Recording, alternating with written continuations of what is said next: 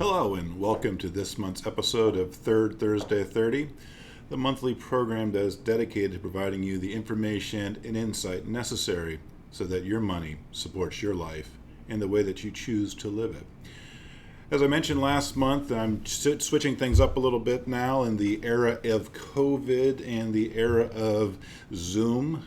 Everybody is getting used to these type of presentations, and what once was unthinkable, the managing of a business through virtual conversations on a regular basis has now become the norm. Most people that are watching this is probably at home now, when before you were sneaking it onto your computer at work while you were grabbing a bite of lunch. Well, things have changed, but the more things change, the more they stay the same.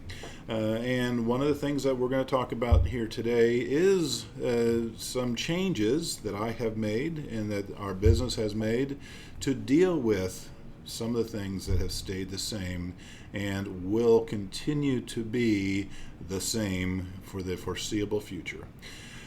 So, like I said last month, I'm changing up my format a little bit because of people being used to seeing webinars and this, that, and the other thing. As a matter of fact, I've joined that club. And when I first visualized what I was going to be doing a Third Thursday 30, I was going to be providing more detailed content regarding some financial things and personal things, business things, etc., through this format in 30 minutes or less. That was my goal, and I continue to do that. But now that I am also joining the Zoom world and having virtual webinars, I'm not going to have as much financial content necessarily during our conversation, but maybe like today I'm going to touch on a conversation that I'm having right now with many people in the virtual space. So you get a little feel for it, and maybe you'll get enough information from today to satisfy your needs. But if you want to do a deeper dive in it, well, that'll be there for you as well. And so that topic we'll talk about in just a second. But I mentioned last time that one of the things I'm going to try to do throughout our conversations here is broaden the perspective and talk a little bit about some personal development issues and one of the things that I'm doing and reading, those type of things.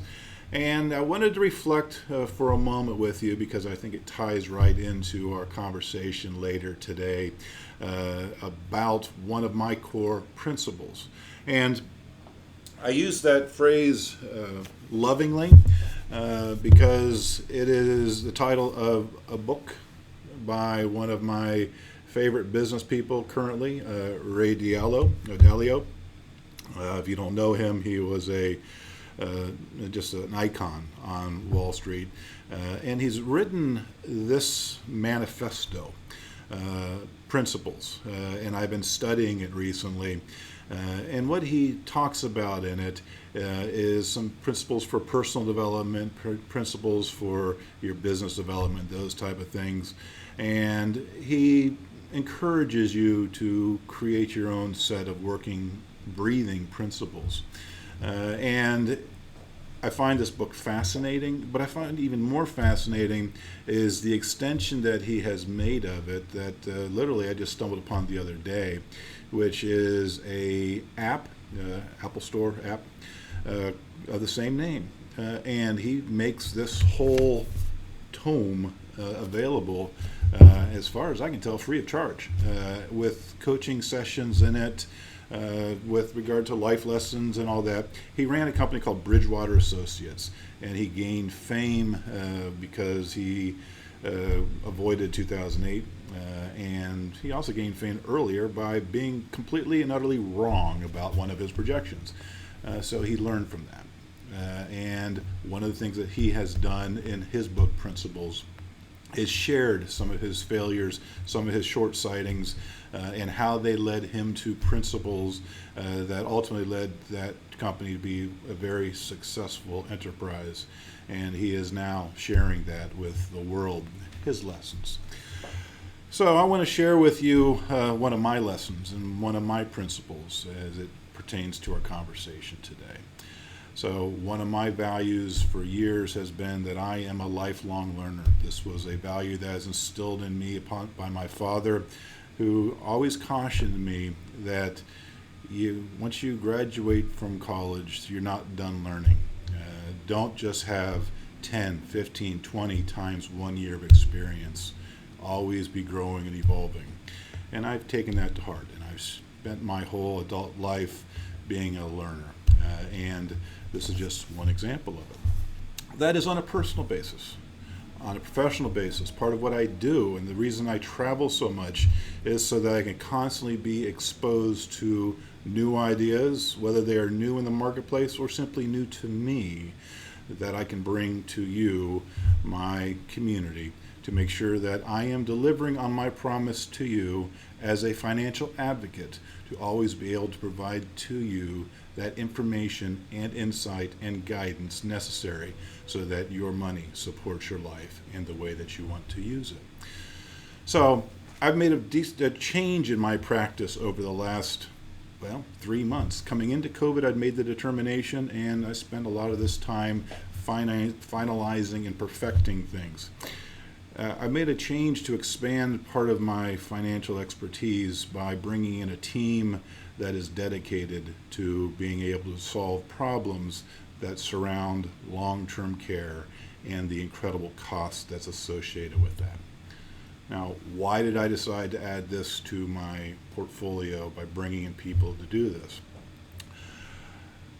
Quite simply, I realized last year, unfortunately through some stark examples from clients of mine, that I had not been forceful enough with this conversation with them to protect them and their family from this monstrous cost.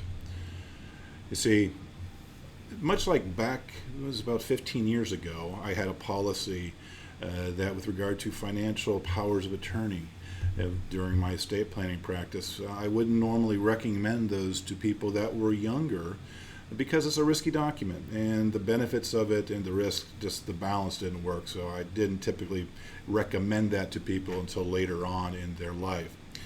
And then lo and behold, I had a family that had come to me. We did the estate planning, and I did not recommend that document to them because he was in his 20s. And sure enough, he went out and had a pulmonary embolism or whatever, that he was incapacitated for an extended period of time, and would have been very helpful for the family for us to have had that in place. So at that point in time, I changed my process, and now anytime I do an estate plan, I engage in the conversation and the recommendation for financial powers of attorney in addition to long-term care, healthcare powers of attorney. So changes, we grow, we evolve, we adapt. Long-term care is one of those. As I said, it became stark for me over the course of the last 18 months when I had more than 3, 4 clients that I had worked with in the past that had young situations, early 50s, mid 50s, early 60s, much younger than people typically think about with long-term care. I have a relative that is in that type of situation at a very early age as well. So we have to be cognizant of the cost of long-term care and the impact of long-term care cost. Okay. What people don't really appreciate is that when this happens, there is no separating of husband's assets and wife's assets. It's household assets. And it can completely blow up the plans for the future. So, we're going to talk about some of the tools that I now have access to try to prevent that problem from blowing up your future. Now, historically, long-term care insurance was a bad financial bargain. The product has had a difficult time evolving and dealing with how difficult it is to cost out and how the insurance companies have to estimate those expenses and make a product that they can sell for a reasonable cost that would be profitable. Right? We want our insurance companies to be profitable because we don't want them going out of business and unable to make their promises to us. Right? Okay. So some things evolved, much like the fixed index annuities that I'm a big fan of. If you go back 10, 15 years ago when they weren't around, annuities bad. Now we have modern tools, annuities can be very good. Back in the day, long-term care insurance bad. Modern day, it's evolved. Long-term care insurance can be good. So there are a couple ones I want to highlight for you, just a couple of examples, because it is food for thought. And like I said, the opening, a deeper dive on this conversation is available through an ongoing webinar series that I will be presenting. I did one 2 days ago, and I will have another one. I have another one scheduled for a week from today at 5:30 in the evening. Typically 45-minute type conversation, and 5:30. Do it before dinner. I used to buy people dinner, but now I get to have a seminar, present my information, and go home and be with my wife and daughter. Not too bad. Nice change from COVID. So I want to share with you some of the things that are in that presentation because I find them to be very eye-opening. So let me play with my machine here and see if I have got technology working for me. So let's talk about this conversation that is frequently out there, that I'm never going to go to long-term care. Now, statistically, 70% of people over the age of 65 will need long-term care during their lifetime. And the reality is, folks, that we joke about I'm never going to a nursing home. I won't let that happen. An old friend of mine always said that he would take his gun and find the back 40. We don't have that opportunity.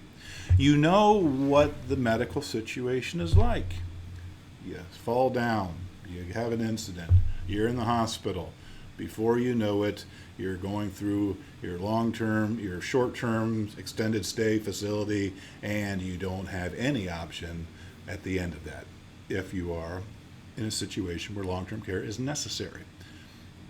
You can't get yourself out of that cycle, right? We lose control.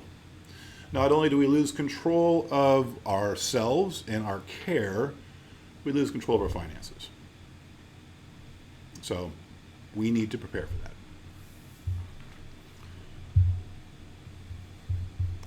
Because the risk is very real, folks. The stroke, Parkinson's, Alzheimer's, osteoporosis. We all have a story about osteoporosis in our family, don't we?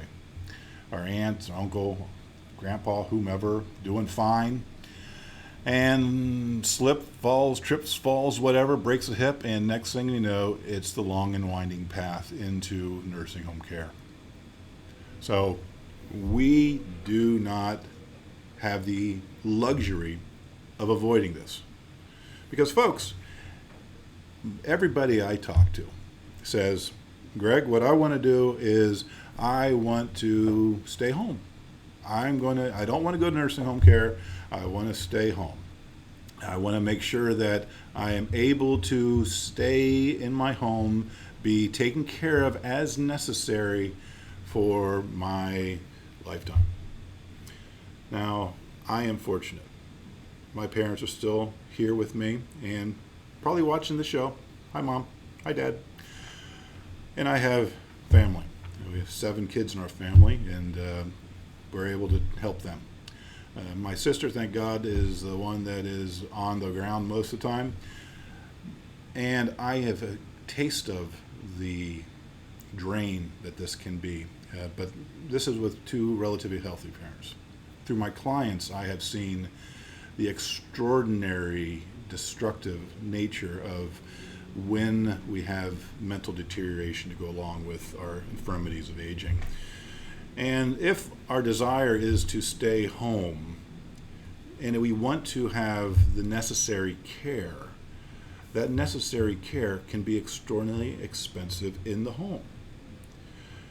In Ohio, if we think about it, if we had somebody that had to come in and take care of us, we have about a $50,000 a year average bill for that. If we have to go to a minimal care facility, the bill is about the same amount.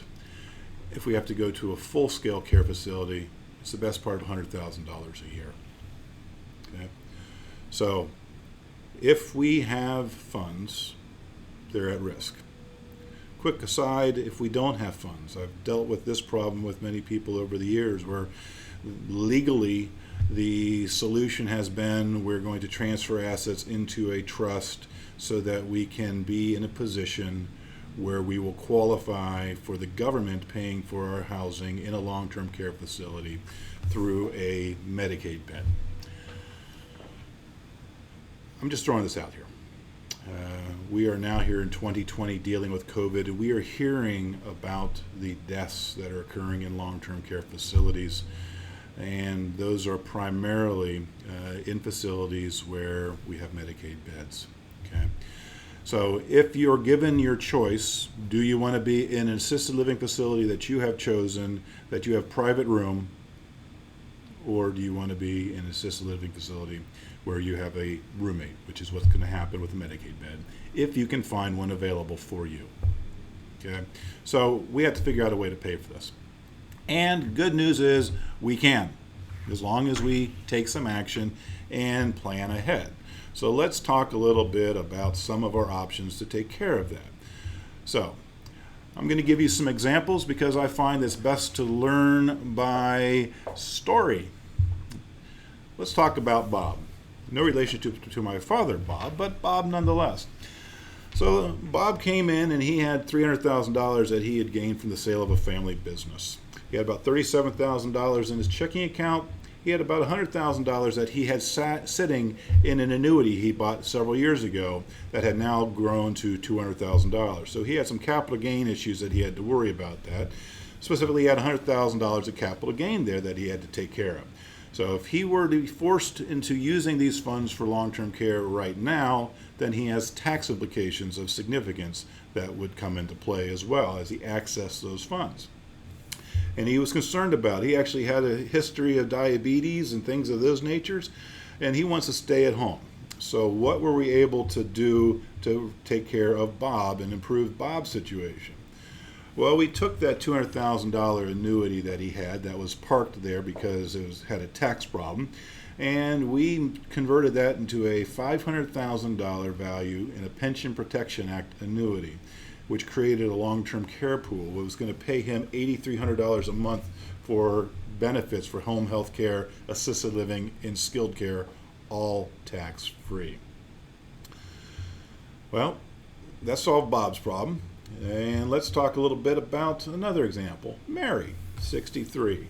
Mary has $250,000 in IRA, $370,000 in checking and savings, has a history of Alzheimer's disease, and she's got $300,000 in the bank. I said to Mary, what are you going to do? How are you going to pay for this if you do have to go to long-term care?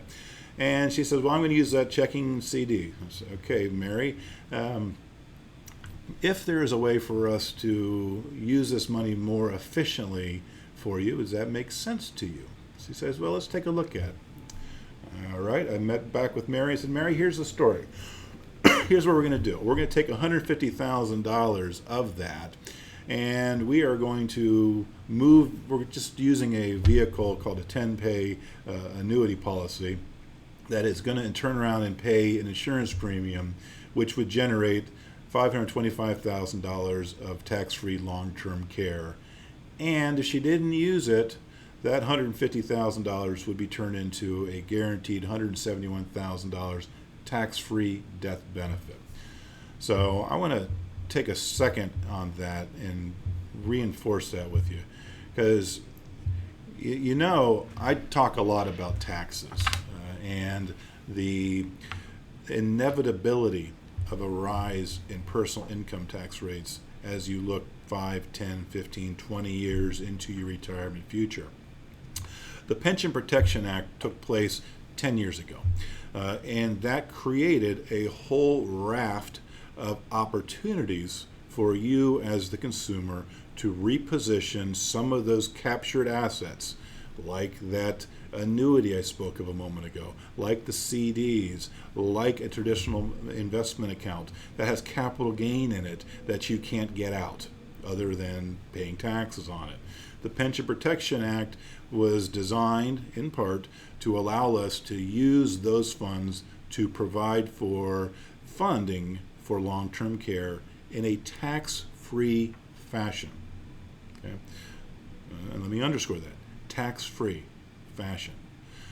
Now, Pension Protection Act's been around for 10 years, and most people that I talk to have an existing advisor, quote unquote.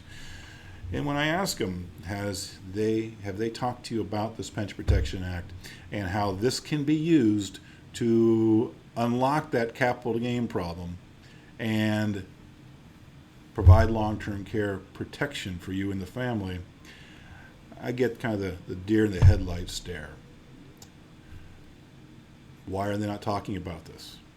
Well, quite simply because it will require that your, in this case, $150,000 that used to be managed by your advisor is now no longer serving as their annuity from you, but is now going to be taken elsewhere to provide for you and your family. Now, I was a little snarky there, but I hear all the time brokers that badmouth annuities. Ken Fisher, I hate annuities, blah, blah, blah. Annuities can be good, can be bad, but the misinformation has to be cut through. See, your broker loves an annuity. If you have money under management with them, you in fact are an annuity to them because they are getting their 1%, 2%, whatever their fee is off of your asset base as long as that money is there. So I will remove myself from my soapbox for a moment and proceed with our regular scheduled programming.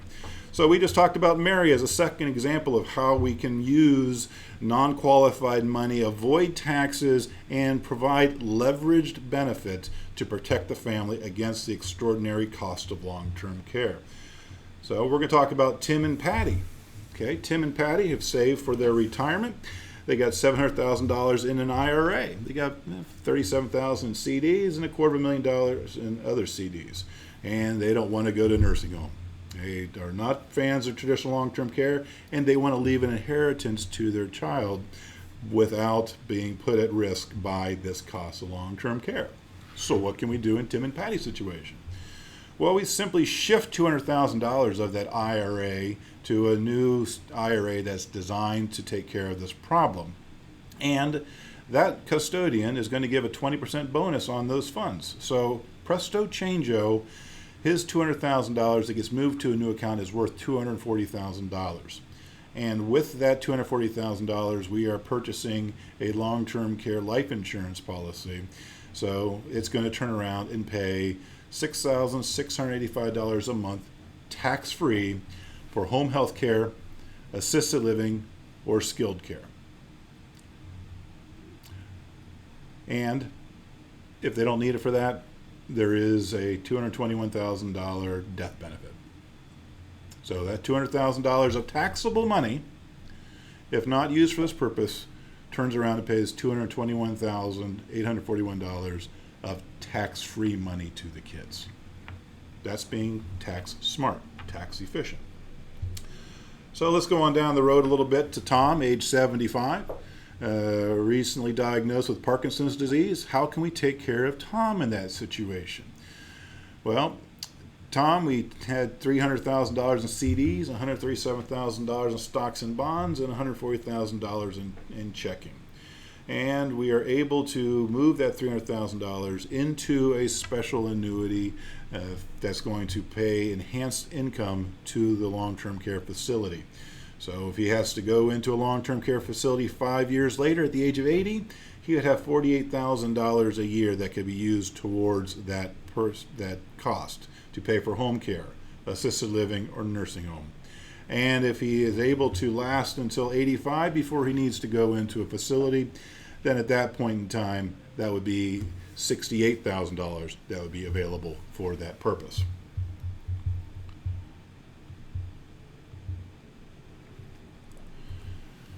So, what I hope I've impressed upon you today in this short period of time where we talked about some of these examples of how we've been able to deliver a leveraged benefit to a family to deal with the incredible costs of long-term care. Remember, best case, $50,000 a year. Worst case, call it $100,000 a year.